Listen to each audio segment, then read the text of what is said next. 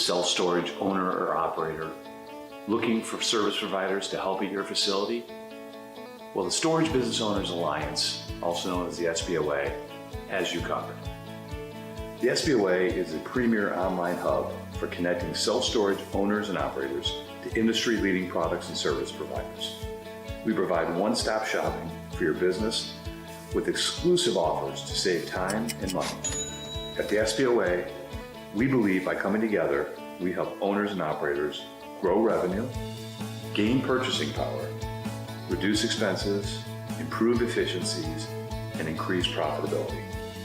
We also offer many resources such as our conferences and self-storage unlock webinars to help self-storage owners and operators gain the knowledge needed to become more competitive in the industry. To become an SBOA member or to find out more information, please visit www.thesboa.com today. We can't wait for you to join the Alliance.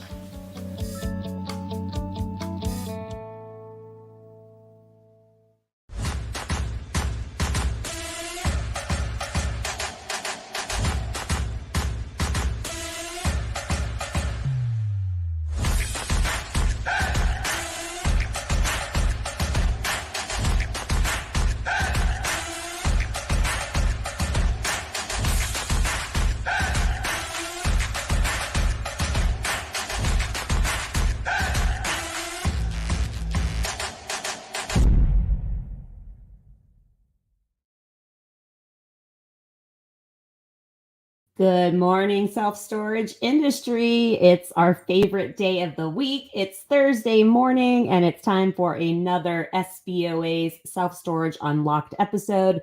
Today, we're talking all about the acquisitions process and some checklists that you may need in the acquisitions process as you go along this journey and hopefully are looking to buy or build a portfolio. For those of you that don't know me, my name is Jessica Johnson. I'm the Vice President of the Storage Business Owners Alliance, better known as the SBOA. And as you could see in those opening commercials, we are a membership alliance that brings education and networking and resources to the self-storage industry. We used to be a large self-storage owner and operator through our sister company called Storage Pros Management.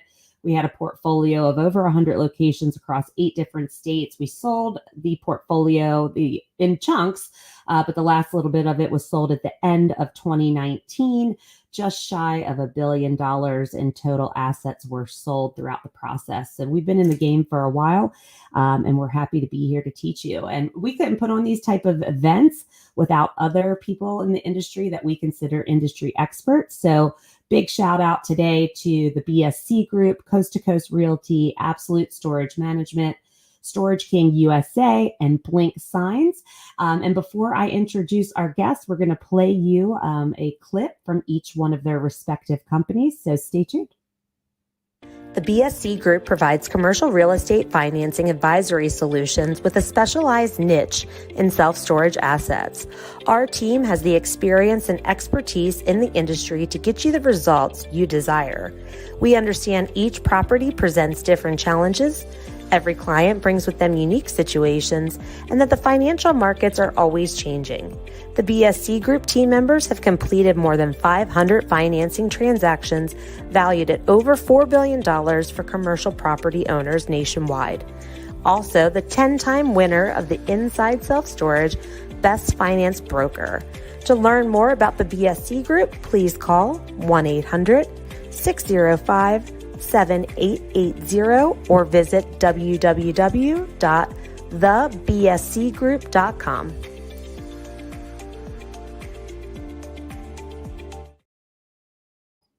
All right. So my first guest is Adam Carnes from the BSC Group. Hey, Hello, Adam, everyone. how are you? Good. How are you, Jess? Good. We got to get that video updated because I know. think you guys won ISS in 2022, right?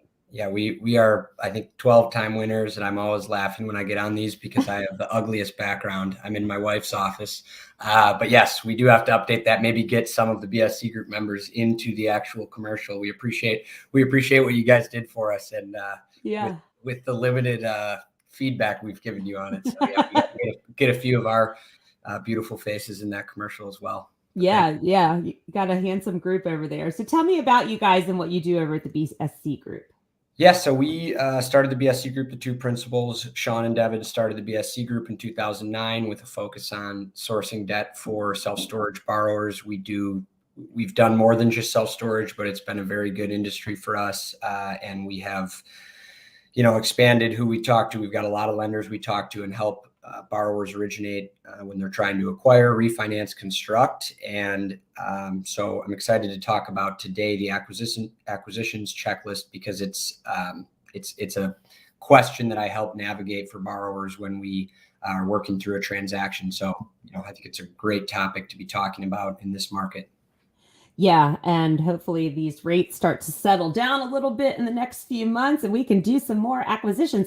Hey, and when we get the whole group up here, we'll have to talk about the big acquisition that happened this week. You know which Yes. one I'm talking about? I'm sure you do. Everyone out in the self-storage industry should know about that one. So Yes. Thanks for being here today, Adam. All right, next we have a message from Absolute Storage Management.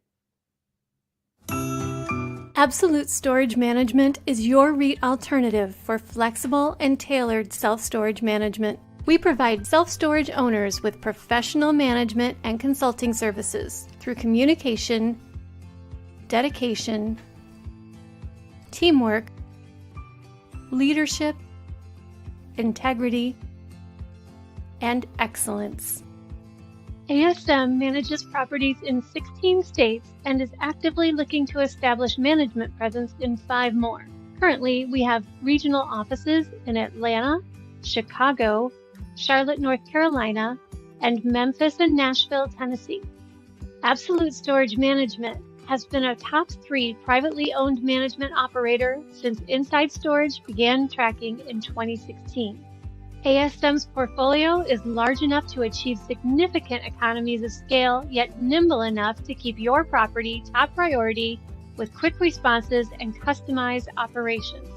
The services we offer include professional property management, profit maximization, management reporting, vendors and maintenance, human resources, accounting and audit controls, and marketing. Our marketing services include online marketing, branding, and local marketing. Check out our current property websites using your desktop, tablet, or mobile device. Absolute Storage Management has AMO accreditation, awarded by the Institute of Real Estate Management. This accreditation is given to 500 firms in the U.S. and Canada who demonstrate the highest standards of professionalism, financial performance, and ethics. Partnering with an AMO firm will deliver maximum results because AMO firms offer vast experience, insight on local markets, financial responsibility, outstanding leadership, commitment to reaching your goals, and integrity and ethics. Are you working with an SBA loan? ASM has worked with multiple owners using SBA financing. If you feel that you're ready to join our team, please visit our website to learn more. Then send us an email or give us a call. We're looking forward to hearing from you. All right. Awesome message there from ASM. So my next speaker is Curtis Burns from ASM. Hey, Curtis. Hello, Jessica. How are you doing today? Good. How are you? I am doing good, excited, and even got more excited from that video. It says we're in 16 states. I will tell you, we turn 21 next month, and we'll be in 21 states. So I guess Oh, get to the 5 states, we've accomplished that. All come to fruition in May. yeah, that's awesome. Yeah, I know you guys are expanding out into the West Coast a little bit now, correct? Yeah, we got our footprint in Arizona and Colorado now. It's pretty neat Awesome. for us to go that way. Very cool. Well, I wish you luck in that endeavor. And Curtis, tell us a little bit about yourself and how long you've been with ASM and in the storage industry. Oh, sure.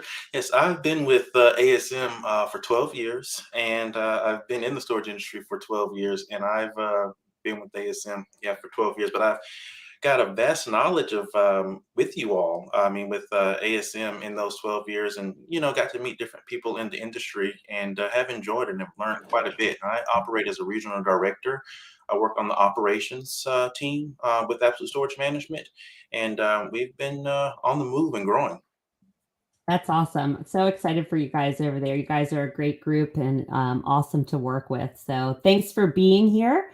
All right. Next up, we have a quick message from Storage King USA.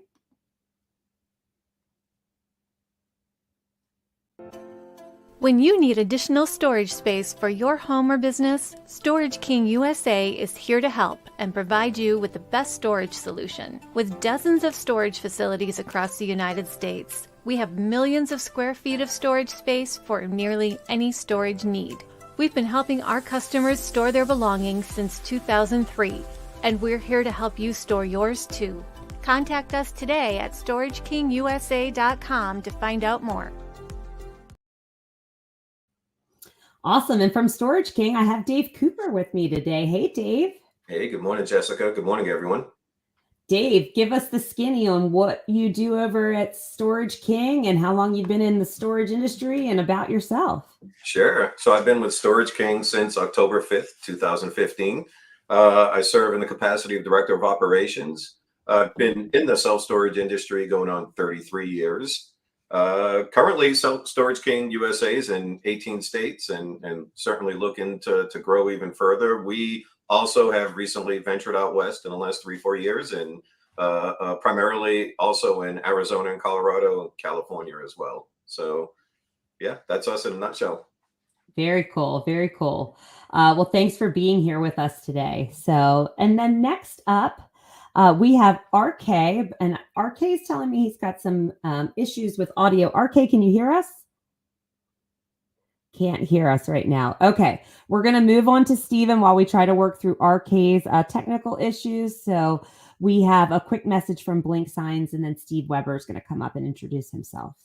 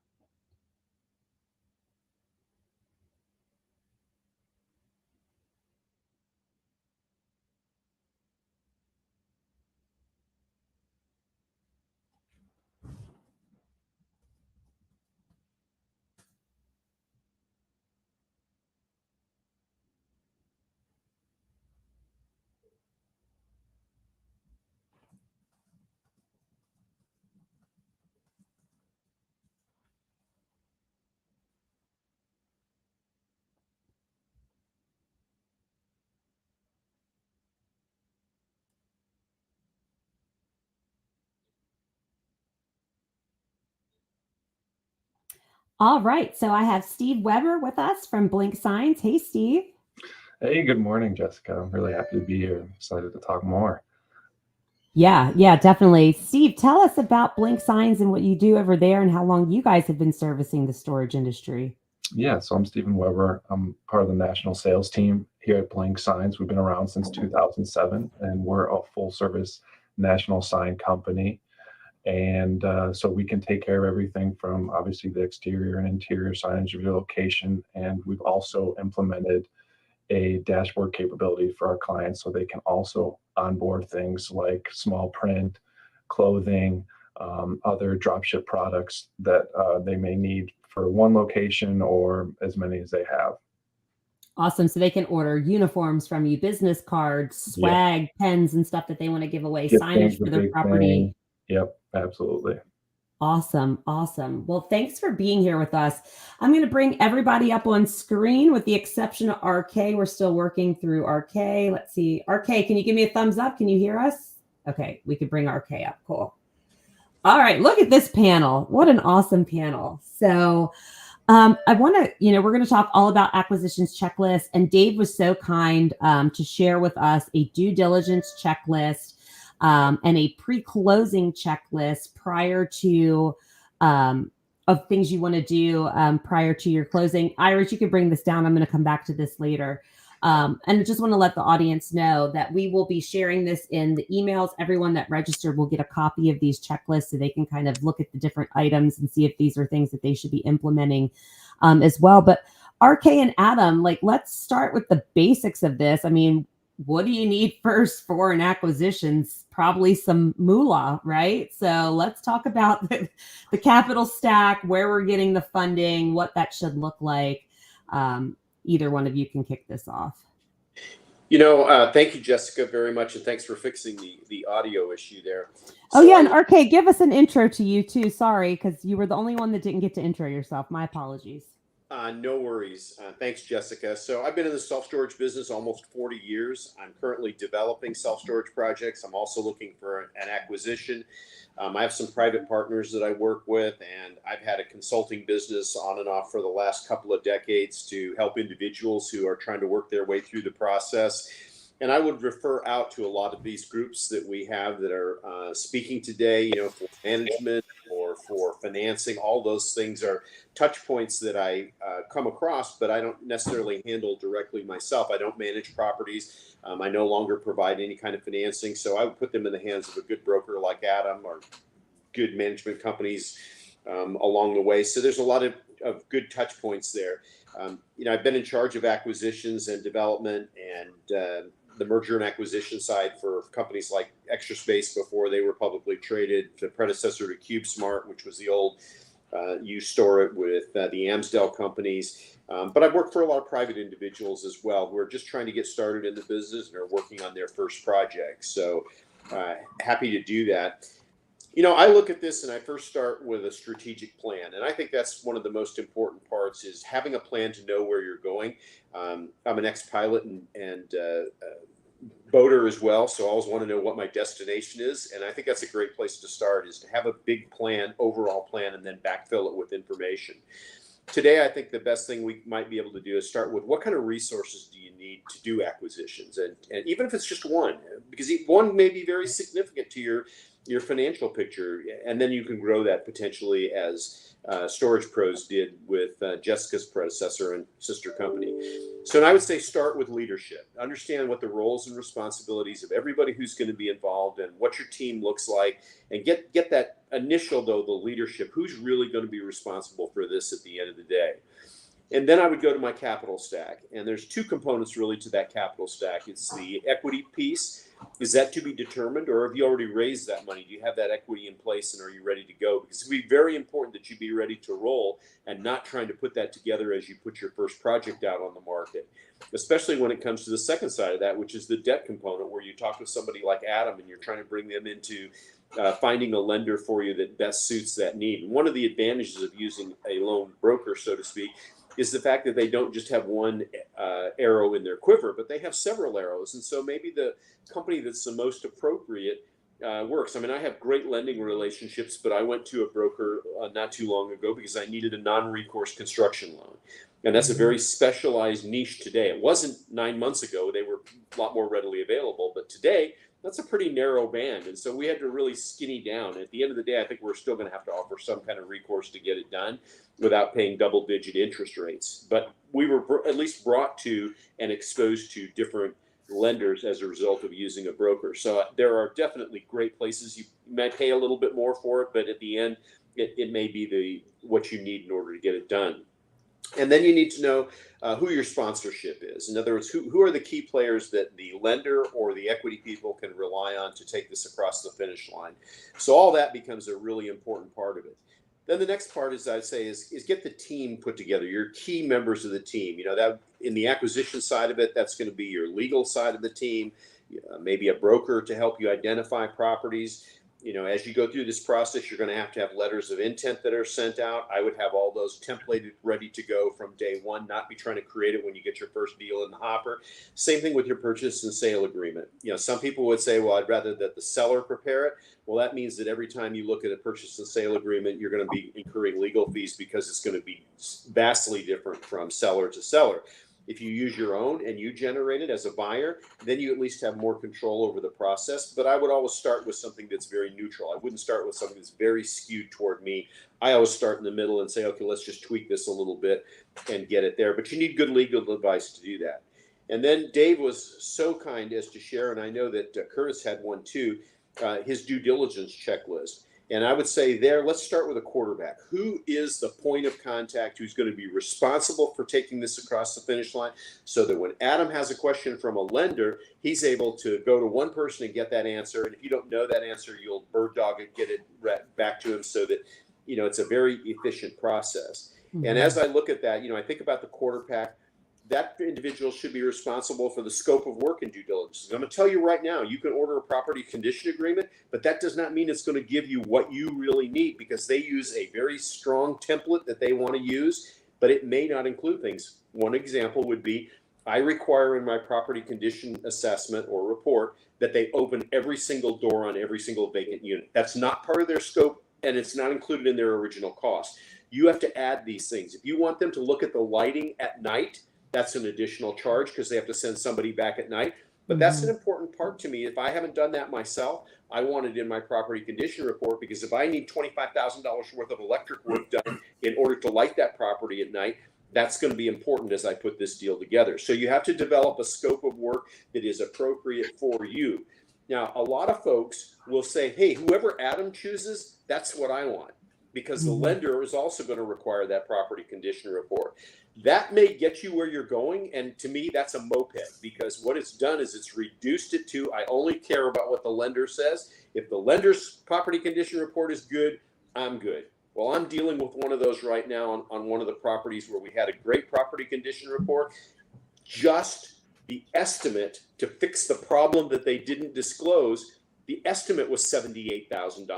We're looking at probably a $300,000 or $400,000 issue that needs to be cured. Never showed up on a property condition report because they said it wasn't in the scope of work. Why wasn't it in the scope of work? Because my management company partner said, we'll just use whatever the lender needs, get it across the finish line, be done with it.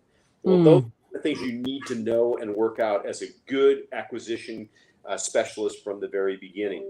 You also need to know, after you do that scope work, who's going to pay for it, who's going to write the check for that, because that can get lost in the paperwork. And then last of all, you want to take a request for proposal, go out and find someone to do that with. I don't wait till I have a deal under contract in order to find my due diligence third-party report partners. I use Partner Engineering as an example, because they can do legal, they can do survey, they can do property condition report, they can do PZR, all of those they can handle for me. So I have what I call the one throat to choke, because if something goes wrong, I don't want to call 5 different people. I want to call my rep and say, Dave, I have a problem. And then solve.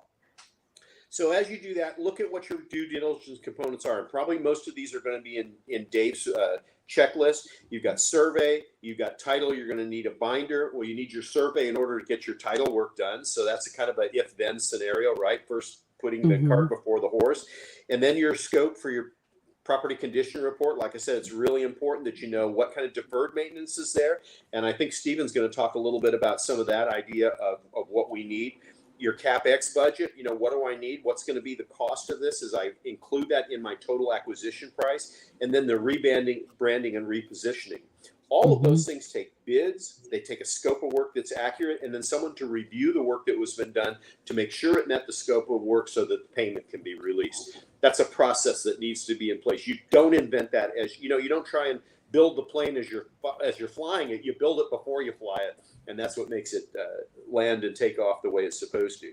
Then you're going to have an ESA, which is an environmental site assessment. You may have a phase 1, all that you need, but you may have a recommendation for a phase 2 or even a phase 3. All of those impact your timelines. You need to know when these reports are going to be delivered, because they need to dovetail into your letter of intent and your purchase and sale agreement as to how much time the seller is going to give you to execute all these things. Then you're going to need to know who's going to handle the municipal and licensing, because every self-storage property has to have at least a business license. And in some cases, they even require the Department of Environmental Services to give you a permit to operate, because that's an office with a restroom in it. So you need to have someone that does that. Then the legal side of it, like I said, the purchase and sale agreement, negotiating the contract on behalf of the seller or the buyer rather, and putting that all together. Then your lender. Then you need a guy like Adam to help you out, and he's got due diligence. You got to make sure that your third-party reports meet the requirements of the lender, or the lender's going to order them and you change the scope of work for you. You need a document chaser. I think Adam will probably tell you this. He wants one person he can call when he has a question from a lender that can get that answer to him as quickly as possible, because time is the killer of all deals, in my opinion. Time will kill a deal faster than anything else. And if you're not you don't understand, it's going to hurt you in the long run. It's going to hurt your credibility, and it's going to hurt the ability to get that done on a timely basis. The next issue, you need a problem solver. You need somebody who can go chase down the issues, because I guarantee you somebody's going to ask you a question that's going to take research or need to get something done. Maybe it's something on the property condition report that needs to be fixed in order to complete the acquisition. Then you need somebody to audit the property, to do a financial audit, to go out there and check the number of doors that are there to make sure, because I've been on properties where it was represented that there were 398 units, and guess what? There were not 398 units. You need to be able to understand that you're going to have issues like, for example, I had units at a property in Philadelphia that had the electrical panels in them. Well, those were not rentable units the way they were, because I couldn't rent them out if I didn't have access to it. So that meant we had to change that around and make the breakers go to the outside. But that was an expense, and it was something we needed to anticipate from day one. Another thing that you need to be very careful about is that you really understand that survey when you get it, because the survey is going to tell you, when the analysis is done, whether all of the units for rent are in the original approved site plan. Because what happens is owners go out and they build another building, and now it's in your rent, it's in the rent roll, but guess what? It was never approved by the city because they just jammed it in there in the parking lot to create additional revenue. You don't want to pay for that revenue because you have no guarantee that that is going to be able to stay. If the city comes online and says, hey, that's not in your approved site plan, they're going to require you potentially to remove that unless you can get it done. You don't want that surprise a year into ownership. You want to know that up front. So reading a survey seems like it would just be a very, very simple item. I will tell you, I can't even begin to tell you the number of times we had a fence that was in the wrong place. I mean, something so simple as that, but it's all something you need someone to be able to verify and work with and communicate with your legal team. You need a market study. I mean, you got to have some basis to know that the rents they gave you are the right rents or what rents you're going to project. Somebody has to do that market study. Now, you'd be able to get Curtis or Dave to do that as part of the work that they're doing with you, but somebody has to do it, and you need to identify it up front so that that process starts at day one. And then there's the management company. You need a staff assessment. Are you going to be keeping the staff that's there? If you are, have you interviewed them? Who interviewed them? Did your management company interview them, or did you interview them? And then you need to do something as simple as send an offer letter out to them so that they are going to come on board. Because remember, if it's been managed in most cases by one of the institutions, they're not employees of the property. They're employees of the management company. Ergo, when the management company leaves, it takes its staff with it. So you need to make sure that you plan for that. Again, these are not deal killers. These are deal enhancers in many ways, but plan for it ahead of time. Know that it's out there. How about your web migration? Did you know that most of the time, if it's been in a third-party management company, for example, when you go to day one and you switch that over from the acquisition, you may have no web presence because as far as Google is concerned, hello, it's a new property. So it doesn't have the history. It may not have the organics there to help it get it up on the list. I mean, all kinds of things happen in just the website of it. And then there's the integration is once you put that in place, how is that going to fit into the management company's overall scheme of operations? And how does your property fit in as a single property out in the middle of nowhere where they have to now staff for a district manager, or does it fold into a territory that's already been established? Then you have banking and accounting. Someone who has to handle the day-to-day stuff of putting the money in the bank, because that's why we're here, right? We're doing the acquisition to help us do that. So make sure that that's, even though you may get an accounting report from the management company, you still have to put that into the partnership accounting, et cetera. And then who manages the management company? That's one of my favorite questions to ask, because Curtis and Dave and all these companies do a really, really great job most of the time. But I'll tell you, I spend hours every month managing the management company because I have questions as to why we didn't send rent increases to unit number 327, why we have delinquencies that are being carried from month to month. And so you just need somebody that has the expertise to do that. And that all kinds of leads us to the last of it, which is closing day. And closing day is obviously one of our favorite things. But first is you got to make sure that the money gets there. Something as simple as the difference in time zones can make a huge mess up difference in a closing, because if you don't wire the money in time, especially if you're going from West Coast to East Coast, you wire it too late in the day, it's not going to show up at 3 o'clock on closing time on the day. So you need to make sure that you take care of those little things. And then what does the purchase and sale agreement say about takeover of management? Does it happen at closing? And then you have to define closing. Is closing when the deed is recorded, or is closing when money hits escrow? That's a very simple delineation, but guess what? If you haven't defined it in the purchase and sale agreement, I took over one of my first properties for Extra Space. Wonderful, wonderful seller. he would not leave the property because we had set it up that our management took place at midnight the day of closing. Well, he said, I don't have my money. You're not operating my property. Something as simple as communicating in the purchase and sale agreement when you're going to take over. When is he going to hand the keys to you? I almost had to call the police to have him thrown off the property because he would not leave his property. And finally, his attorney said, no, that's the agreement that we signed. So that's what we have to do. Again, all these things are going to be keeping the staff. Do you know where the keys to the bathroom are? Do you know how to get to the breaker boxes and where they're at? If you don't have somebody in due diligence that puts all that together for you, so that day one you hit the ground running, Lucy, we got a problem. And then lastly is to make sure you have a task list and a timeline. Who's going to do it and when are they going to get it done by? So that's my soapbox presentation of the due diligence process. And now I'll turn it over to some of the experts here. Yeah, that's a lot. So let's dig in a little bit further. Let's talk financial audits. And Adam, you could talk about it from your perspective as from like the lender side, like some of those key documents that they're going to be looking for. And then Dave and Curtis, let's talk on the financial side of the things you go in and look at, like the rental income, occupancy levels, et cetera. So Adam, I'll start with you. What are some of those key component financial documents that you know off rip of a potential, lender's going to want to see? Yeah, definitely. So RK hit on a bunch of good points. And, from my perspective, for what a lender needs, it can be more extensive than this or can be more simple, but typically it's historical financials as much as you can get, annual for the last few years. And then we love to see a trailing 12 monthly, because whether it's a stabilized property, it's a lease up property, it's a brand new property, or it's been there for 40 years, just seeing what it's done in the last 12 months, being able to annualize trends, that sort of thing.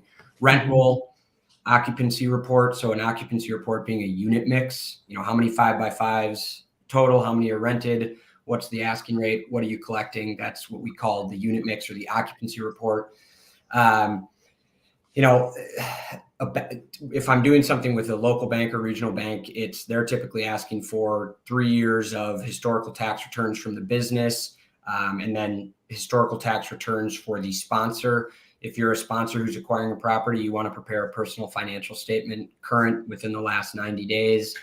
Schedule of real estate owned. So if you own other real estate or if you don't, you have to kind of detail that out in a schedule. And then sort of an overarching bio, your experience in the industry, what you've done. Again, if it's related to storage and you've acquired 10 other properties, talk about that. If it's your first time, talk about what's going to make you a good operator. And then kind of everything in between. Some of the things RK talked about, more focus on a feasibility study than ever before, even in some cases when the property's already built, especially construction. But when the property's, new, a lot of lenders want, a feasibility study conducted by someone that's, very qualified to do it. And then as it relates to some of our other, participants in this panel, very crucial is a pro forma. So again, whether it's a new property that still has time that needs to get leased up, or it's a property that's stabilized, a lender is still always going to ask me for at least a 1-year pro forma, if not, a couple of years. And then there's other documents sort of in between there, but I think that generally covers it. So financials, occupancy, rent roll, pro forma, trailing 12, information about you as a sponsor. And then, there's can be bank statements, utility bills, management agreement, all of those things. But I try and, distill it down to a very essential list. And that helps me underwrite and go out and get a borrower quotes. And then from the time that we actually start closing a loan, from when you go under contract, there's room to get a lot of those other documents. And as RK said, as some of these other participants will tell you, there's a lender list, like we alluded to, this pie in the sky lender list that's going to have a checklist of all the information you need. And what I do or someone else like me would do would be to help you, get that information and distill down what you actually need to pull once we start the deal. But that first list I just described is kind of in preparation to go out and get lender quotes and get the deal signed up with the lender. So do you see a lot of barriers for someone that's trying to break into the industry, like this is their first property, versus somebody that maybe has a few under their belt and they're acquiring another one? Yeah. So First-time operators, a lot of times we will guide them to what we call the path of least resistance. So either a bank they already have an existing relationship with, or someone that, like the SBA is a great option. There are lenders who say, hey, you know what? We understand this is a nice property, a nice opportunity, but we're looking for sponsors who have done this before. Sure. That does not have to gatekeep new operators from getting into the space, but it does, in some cases, limit the roster of lenders that someone like me would be able to go out and get financing from. If it's your first time acquiring a property and it's a 200 unit property, in sort of a secondary market, we're not going to be able to go out and get you insurance company debt. They're very specific about who they work with. Or, there might be a lender that says, hey, we just right now with where the market is, we're looking for, experienced sponsors, But again, we have had a lot of success helping first-time borrowers get into the industry, but it's a great point. And yes, you have to kind of adjust your strategy depending on what level of experience your sponsor or your borrower has to make sure you get the best execution. So that's a great question. Yeah. Thanks for all that, Adam. Appreciate it. Dave, I'm going to go over to you real quick. And, you're on the ops side, Curtis is too, so you guys can piggyback off one another on this. Sure. You're coming in. What are those main focuses on like ops systems that you're coming in guns blazing? You might need to change immediately. Is it your PMS system, your website? Like, tell me what it is for you guys. All of that really comes into play. And so far, everybody's had some excellent talking points that they've brought up. All of these things that we're talking about, the prize is really to have a successful onboarding of a new acquisition in a new facility. Mm-hmm. I measure a successful a closing checklist or acquisition checklist by whether or not our new acquisition is up and running fully on our systems by the end of the day. And if we can onboard a property same day and have them fully up and running, that's a success. And then to take it one, you have to work your way backwards, right? So to me, I measure a successful acquisition checklist by how much preparation went into it. And, you really can't get that without having a successful due diligence on the front end. I view the process like buying a home, really. Home shopping and going out and looking at homes, well, that's your due diligence. You're going in, you're taking the first look at everything, and it's more of a fact-finding mission more than anything else. Obviously, far more extensive on a storage facility. And then I view the acquisition checklist as the final walkthrough before you sit down at the closing table and everything happens, right? And how much did we do to prepare leading up to that? It all has to start at the beginning. RK touched on a lot of really important points. You have to have a successful due diligence. You have to inspect everything, right? You can only expect what you inspect. We roll every vacant unit door at the time of due diligence. We want to know if there are 20 or 50 units that are filled with trash or hazardous waste or whatever it may be. These are all things that you want to have rectified prior to sitting down at the closing table. Certainly there's a financial audit, an office audit. You want to look at the operational systems. We do a tenant lease review, make sure we have signed leases for our customers. We do a full lock check. And by a full lock check, we don't just go and roll every empty unit. We measure every empty unit. We bring a laser tape. I know that in our industry, a lot of our unit sizes are approximate, if you will. However, at what point do you need to sit down at the closing table and say, it's being listed and sold as an 80,000 square foot facility, but after going out with our laser tape, we're coming up with 74,000 square feet. 6,000 square feet may not seem like much, but that sure equates to a lot of value. So sure does. Oh my God. You know what I'm saying? Yeah. And I actually have gone into facilities and come up with upwards of a 7,000 square foot discrepancy from what was announced and what we're actually finding. So it just could be a talking point. And I guess it really comes down to at what point, what's your threshold for what you're willing to accept? If I give any recommendation on the due diligence side, it's bring a laser tape, measure and inspect every vacant unit. From the office perspective, you need to look at the systems, the equipment.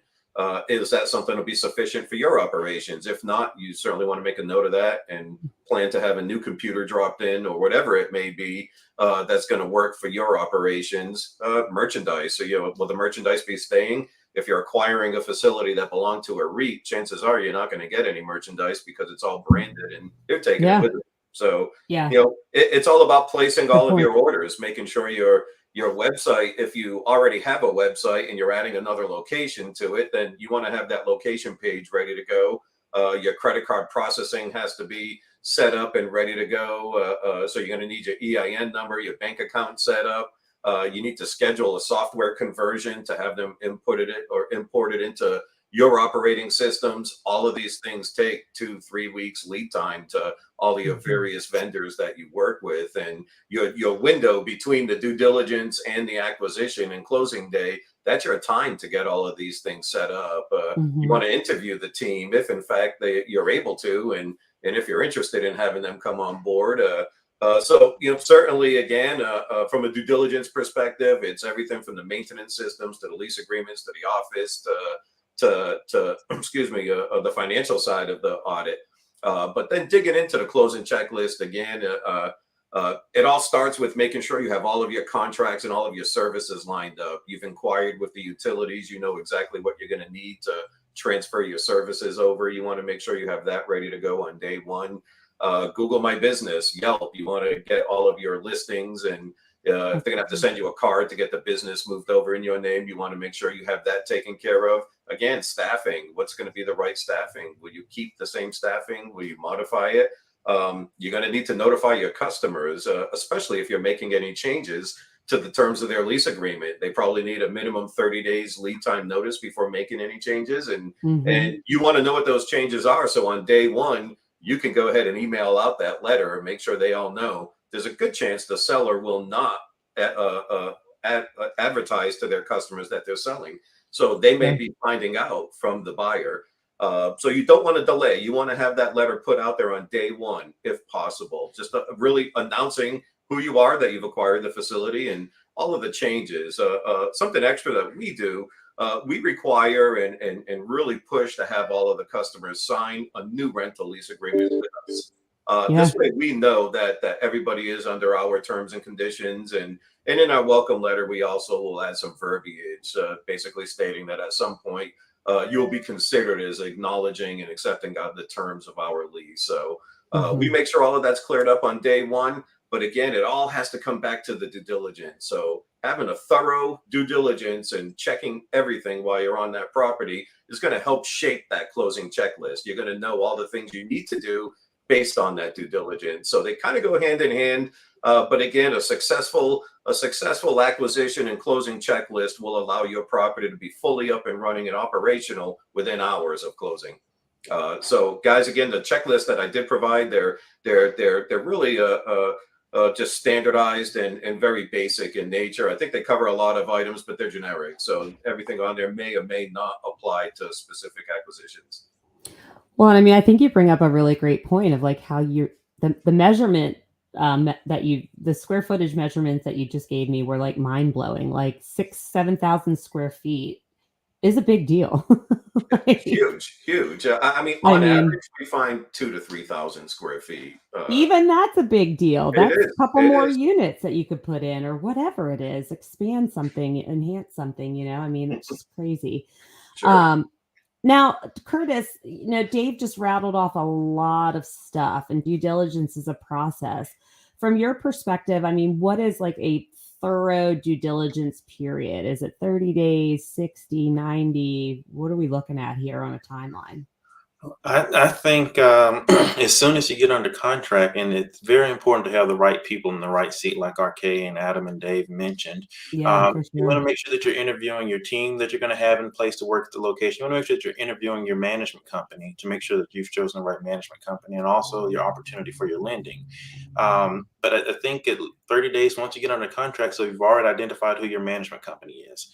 I like to do mystery shops. I like to get the feedback on the current team member, but then I'll do a mystery shop myself to pop up to gauge the team member. And if I think it's an opportunity there, then we will get an offer out to that team member to see if they're interested in staying. But there are some things that I think that you just absolutely have to dig into when you get on site. That way, you can go back to the seller to say, hey, I want to talk to you about some things. pulling those reports, the operation reports, pulling deposits, looking at the money from the last 3 months. And if there's something funny going on there, you may have some more questions. You may need to pull 3 more months of data. You want to know what discounts are in place. You want to know if there's any kind of a manager incentives. How many complementary units are there at the property? Do the complementary units have signed leases? That's going to be a process if you don't go ahead and get that taken care of. You want an explanation of those units if you're giving away for charity, if it's an exchange for something, but really look into those things. Something that I do know that I've seen get missed is who is the current tenant insurance provider. You don't want to, I mean, you're already having to do a new relationship with the tenant, so you're changing. You want to be able to offer, if you're going to continue offering that insurance, either with that same vendor and or if you're switching over. So you need to make sure that's probably in your welcome letter. What's happening with my insurance? You want to make sure that you're making the first impression, the best impression with these tenants. Your units and maintenance, Dave mentioned checking every unit. I do believe in checking every unit. You have to inspect what you expect. You know, you're going in there thinking you have a 94% occupancy. I call them ghost units. It may be an inflated occupancy. You get to going in there and you may come back, and that's probably why your money may be a little off, because you're not in occupancy. And realistically, you get out there and you see some stuff and you're probably at 70%. So that's why your money isn't adding up, and that's why your occupancy looks inflated. And it may look like poor management, and in that case, it is poor management. I have seen for sure at the mom and pop operations, you'll see that. You want to know about your vendors. Who are the current vendors there? Are those vendors that you want to keep doing business with? Do you need to get new vendors in place to operate your facility, your landscaping, to do your HVAC maintenance, to do your fire extinguisher maintenance? You want to know if there's apartment on site. Is there a lease? How long is that lease? You want to know if your manager is staying in there, because that's going to be an opportunity. Are you going to offer that manager a position? If not, you probably may want that person to exit. You can go ahead and get that taken care of on the front end before you step into there to operate your facility. Collections and ARs is one of the biggest things to where this can even hold up your income.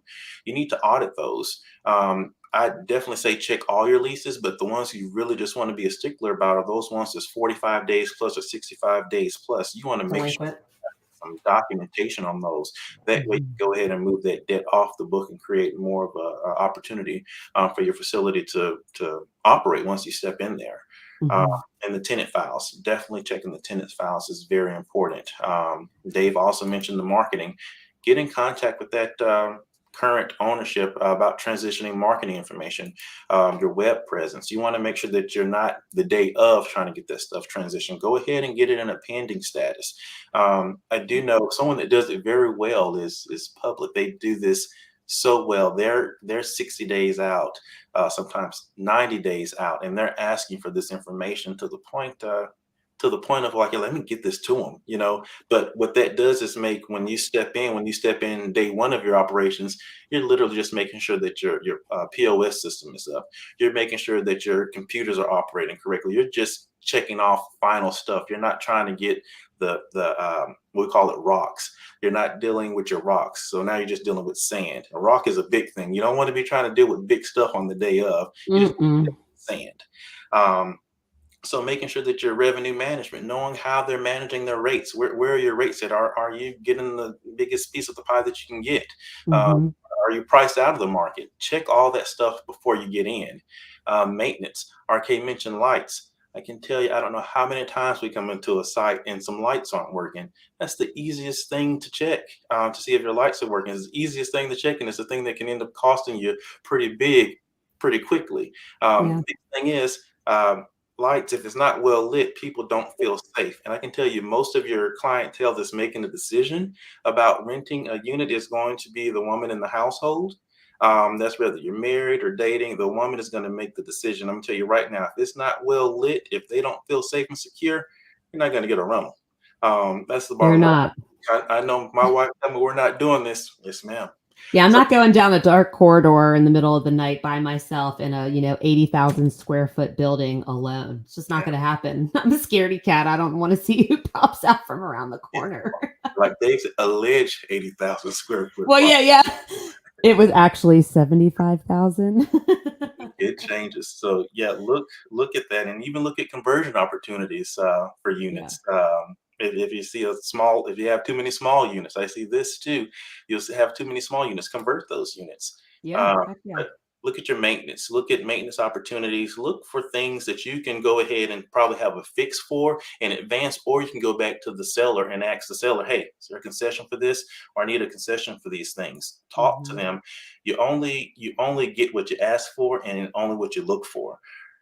Because I can tell you right now, seller's not going to tell you, "Oh, I got this problem, that problem." This property, as far as they're concerned, is pristine. It's top notch. So you need to go in there with a fine tooth comb and ask as many questions as you want to. You want to look at the signage. You want to look at your keypad operator. Is this one that's going to stop working or no longer have tech support? I know Digigate or different softwares do different upgrades, and you have to really check into those things. You can't just assume that it's operating.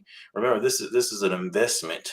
This is an investment for you, so you need to be as picky as you want to be, and don't just leave it up to, if you do a feasibility study. If your management company is willing to go in there and ask questions and dig more into it, send your management company in there as well, because they may catch things that your feasibility study didn't capture. So look Yeah. and ask questions. Yeah. So it's almost like, you want to get as much information as possible. Like, you have to get so granular in this due diligence process, because again, those slight little mishaps or overlooks can be extremely costly. I'm going to move over to Stephen here in a minute to talk on the maintenance side, but first I want to ask Curtis and Dave, because you guys, especially Storage King, I don't know, at one point I joked with you and Brian Cohen, Dave, that I'm going to call you guys one or two a week, because I was looking on LinkedIn and like every week you were announcing the acquisition of 1 to 2 facilities. I'm like, man, these guys are just grinding over there. Sure. I know ASM is as well. I know KO Storage is, a lot of people are out there. How often do you find, like, let's say it's from like a smaller independent owner operator, or mid-size, do you take that employee on over to the third? Like, have you created jobs out of these scenarios through your companies? Yeah, we definitely have. We have this model to where we say we care, and we truly do care. And the way we show that we care is through our process improvements, our vendors, and then our growth. And the thing about it is, we focus on our team members first. Mhm. And we make sure that they have what they need, and that creates the opportunities for us, and then that creates the growth. So it's either growth while we're bringing team members on, or it has definitely created growth within our organization, when it comes to the facilities. And we do believe in pouring back into our team members, because that's where you get your growth from. I myself Yeah. started off as an assistant manager with Absolute Storage Management some 12 years ago. Very small property. It was, I call it, in the boondocks is where it was. And now there's a Mhm. business called the Boondocks across the street from it.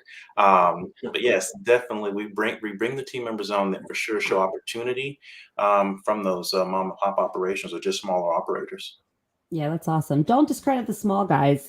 Sometimes they're doing stuff a lot better than some of the big guys out there. So, That's right. and there's a lot of that they need improvement for, as well. So, Stephen, let's talk about the maintenance. Like, you're coming in. I mean, I think first and foremost would be a good audit of like, what exists, can it stay, or does it need to go, and what's that look like? So, if you're coming in doing that process, what are you looking for? Yes, yes. So first, you're looking at the existing signage. How does it, is it outdated? Obviously, you're looking to bring your own branding on. So, does, like, lighting? Do you have LEDs in there? Is it old neon that needs updating? So those are all things that will definitely be something to consider when you're even looking into acquiring the property, and also something to consider, like Curtis and Dave were talking about, the marketing side of it. Well, yeah, it's great if your website's up, but with the new branding, what about your location? So usually you like to get your sign vendor involved a month, 2 months early, just to have them, if they can get out the site, maybe they can't, and do that due diligence on the site survey of the location, and get Mhm. ready for maybe having removal of certain signage, because the seller may want that down before, as soon as possible after the final approvals, and get Yeah. your branding up there, whether that just be in a some type of banner, thing of that nature. So yeah, I would say evaluating also the location. Can you add more signage? Is visibility a thing that's maybe hindering that location from getting new clients? Can you add more? And then obviously that helps with your occupancy, and now you're pushing the value of the property. That's great. It could be something as, hey, you have access, visible access from your location to the highway that no one's utilizing. Can we, I mean, it doesn't even need to be anything massive. Sometimes it can just be a banner on the gate or on the fence itself. So there's a lot of creative ways that to really look at the property, to analyze both from, hey, the branding standpoint, but also now you're getting into the inside. How are these individuals able to get directions to unit A or unit B? You know, making sure your signage is up to code and up to standards for not only your branding, but also just for clarification on where to go. So Yeah. I would say there's that due diligence on really examining how best to help with signage. Yeah, because like retrofitting versus a full replacement is a large swing, I would think, in pricing, right? Absolutely. So yeah. And then is there signage at the existing location? Like, for instance, if there's self-storage on channel letters on the side of the building, well, something like that, maybe you can just replace the faces in it to your colors, or you know, it could be a black and white set of channel letters that you can just keep the same and then add your branding somewhere else. So, but those are also things that you need to evaluate. How much of the allocated square footage of signage has the existing client used? Can you even add any more? Maybe you can't. So that's where you know, your sign vendor can come in and evaluate obviously what you have existing square footage, what you could possibly add, and look into that, the city, and see what's available for you to take on and add. Yeah. And I would say just try to salvage as much as you possibly can, whether it's like their computers, their printers. Does that come with the sale? Are they in good working condition? Phone systems, you know, shelving in your merchandise area of your office. So we're almost out of time. I want to see if anybody has any quick closing thoughts before we go into our announcements. This could be like a 3 to 4 hour session. There's a lot that goes into this. And I really think that those 2 checklists that we'll email out to everyone will give you some really great insight. If you want to get in touch with any of our speakers from today to ask them further questions, pick their brains, when we post this on YouTube, all of their contact information will be on the YouTube channel for that particular video. So take a look there. Anybody have any closing thoughts? Hey, Jessica, just pass one thing along that I always keep in mind, and that is that at a 5 cap rate, every dollar that goes to net operating income equals $20 in value. Now, it doesn't seem like very much when you're talking about $1, but when it's $100 or $1,000 or $10,000, it starts to make a big difference. Your quality of the due diligence that you conduct will help you to minimize the impact of that change. Maybe it's opportunity. Maybe you see tremendous upside through your due diligence, and you know you can be really aggressive about getting to closing.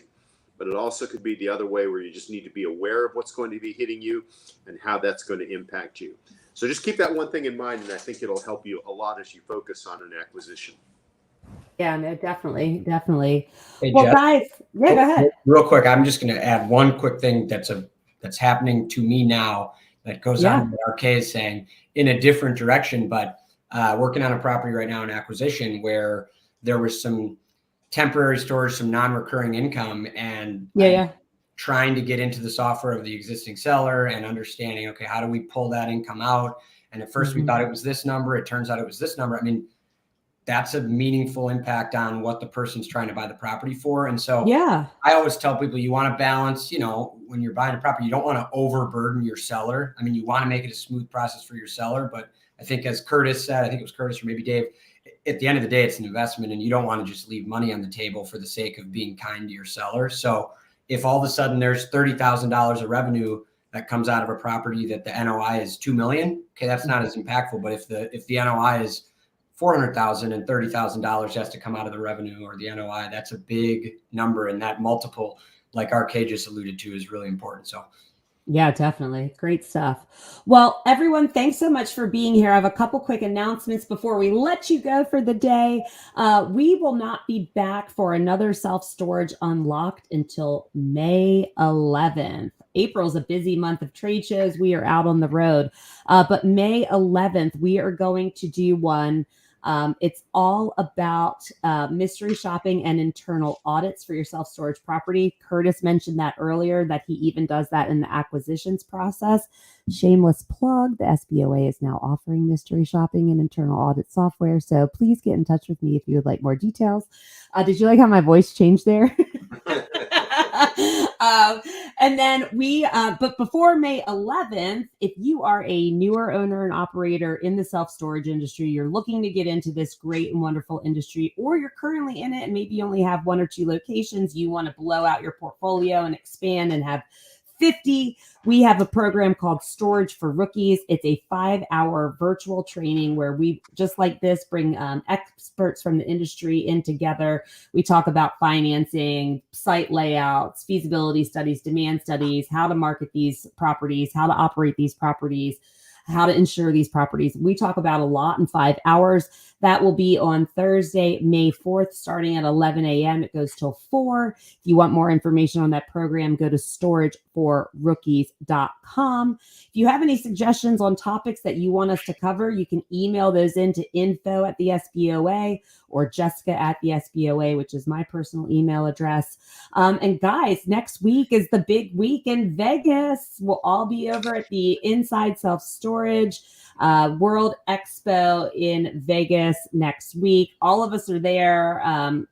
RK and I have a session together. It's RK's session, but I'm coming in for a little segment on Friday. RK, tell us about that session on Friday. Yeah, so there's a lot of really great things happening on Friday. There's the RV and boat session for a full day. That's going to be a really, really good program for ISS. I'm actually kind of sorry I'm presenting on that day, because I would be the number 1 attendee. I'd have been signed up on that right off the bat, because I see that as the future of self-storage. But I'm also conducting 2 4-hour workshops on Friday. And it's really to help you understand the process, creating a strategic plan, and then implementing it for either developing or acquiring self-storage projects, really geared toward new folks looking to get into the business. And Jess, I'm so glad that you're going to be able to be there and kind of tell the story of Storage Pros, because I think everybody should know what a great company that she comes from. I personally was with Metro, and we bought 7 of those assets in Knoxville from Storage Pros. So I'm very familiar with the process. I've known the guys there, David and Ian and everybody, for a long, long time, and proud to be a part of the SBOA team. Thank you so much. Thanks, RK. Yeah, and anybody else have a session while we're out there? Curtis, Dave, Adam, Steven? No? Not this time. I didn't get a roundtable this time. Yeah, I was bummed. Yeah, I'm off the hook. Well, other than me coming in and doing a little spotlight with RK, I'm off the hook for this one. So again, if you're in the storage industry next week, Vegas is the place to be. April 11th to the 14th, huge expo area, lots of education, lots of networking opportunities. So come on out. April 24th and 25th, I'm on the board of directors for the Self-Storage Association of Michigan. We have regional owner summits coming up in Bay City and Traverse City. I'm probably saying that wrong. I'm not a Michigander. So if you're in either one of those areas, or you're in the state of Michigan, check that out on the website, April 24th and 25th. And then I leave there and I go right to Missouri for the Missouri annual conference. That's the Missouri Self-Storage Owners Association. And then we're coming into May 18th and 19th. We will be at the Mid-Atlantic Show in DC. The Mid-Atlantic Show is pulling from the Mid-Atlantic region states. So that should be a really good show for everyone to attend. Thank you all so much for being here for another episode. Again, if you ever miss any of these episodes, you can follow us on YouTube. Please follow us on social media. We're on LinkedIn, Facebook, Twitter, Instagram, YouTube, and we actually have a TikTok page, but it has no content yet. But content is coming soon, because everybody that knows me knows my passion for social media, and specifically for TikTok and the power of TikTok. So check that out. And again, we're going to round this out with a shameless plug of a real life mystery shop that was conducted in person. So stay tuned for this video. If you got to bounce, go ahead and bounce. Thank you all for being here. Everyone have a great Thursday.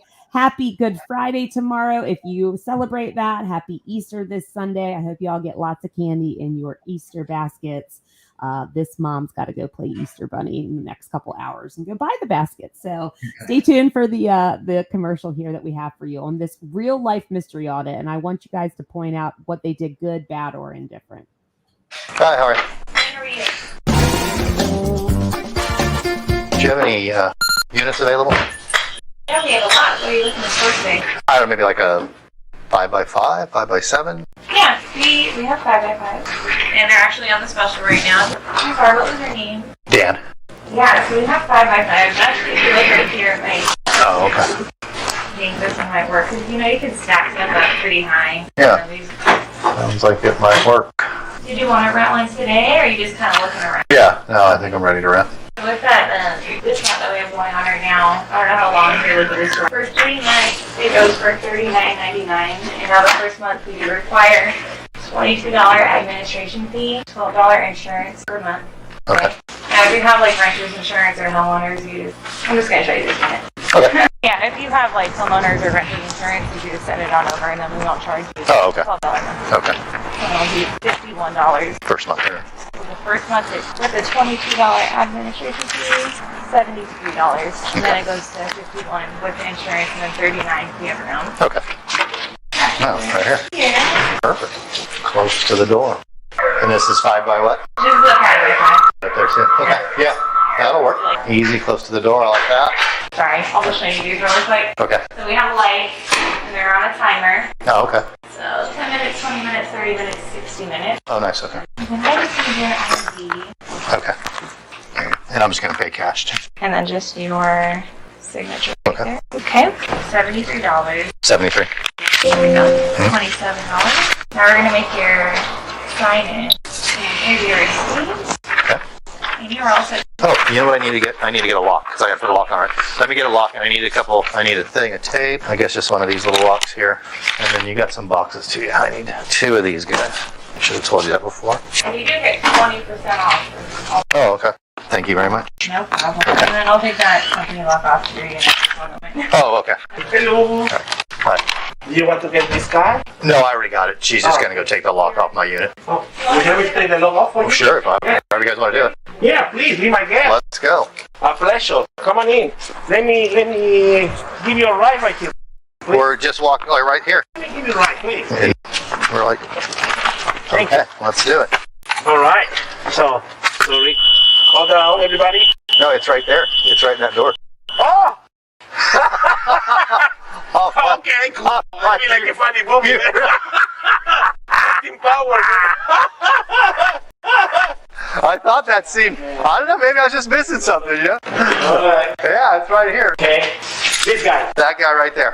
Perfect, thank you. Tell him I'll be my guest and be my next money. Thank you, Mario. Okay, have a good day. You made me walk back? You may. See you guys, thank you. Bye.